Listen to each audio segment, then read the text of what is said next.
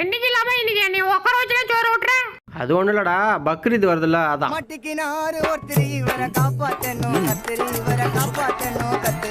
அடியே சொன்னா கேளு, என் சாப்பாடு கை வைக்காத, சொன்னா கேள்றி.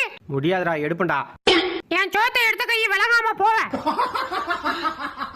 என் செல்ல குட்டி. டேய் சும்மாறா. போடி ஒம்பிச்சுக்கா.